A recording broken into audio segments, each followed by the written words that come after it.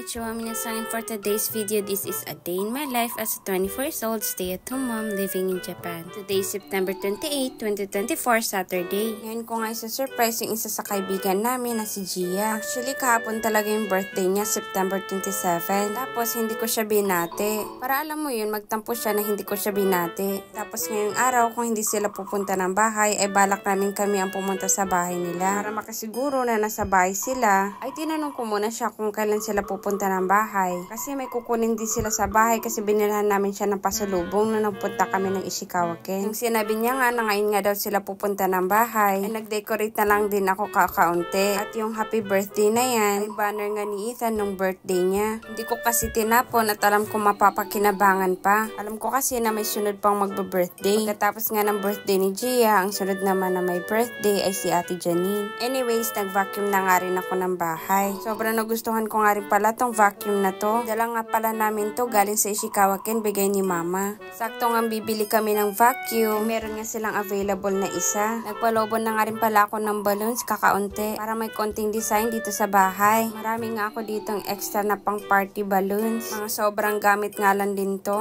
Yung mga decoration nga para sa milestone ni Ethan. Pangumaga nga pala ngayon si Dada at may pasok siya ngayon kahit Sabado. Ang plano nga sana namin pagka-uwi niya, pupunta kami kila Gia para i-surprise nga siya. Pero dahil pupunta nga daw sila ng bahay, ay hindi na kami tutuloy lalabas. Hindi rin naman kasi pwede na sabihan ko siya na pupunta kami sa bahay nila. At baka magtaka edi hindi na surprise. Si Gia nga pala isa sa mga kaibigan ko, nakilala kong mabuting tao. Kaya hindi ko lubos maintindihan yung ibang taong sinisiraan lang siya. Tapos ang hilig pa nila gumawa ng kwento. O baka kasi easy target nga siya at hindi siya marunong makipag-away. Malalaman mo talaga na maganda yung pagpalaki sa kanya.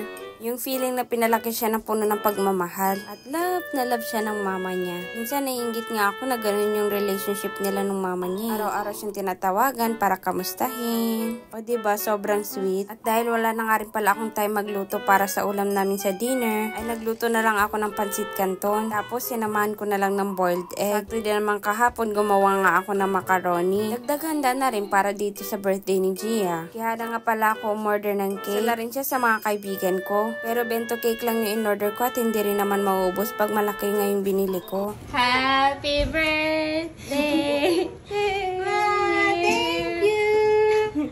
Happy birthday! Thank you! May pa-surprise pala si baby. Happy birthday, Tita Gia!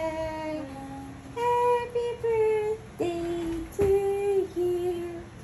Should I bring na? Yeah! Hindi ka ba nagtaka? Hindi ako nag-greet sa'yo? Hindi ako nag-greet sa'yo. Oo nga. Magtatampo kaya yun? Sabi ko nga, I told her the show. They're not really greeting me.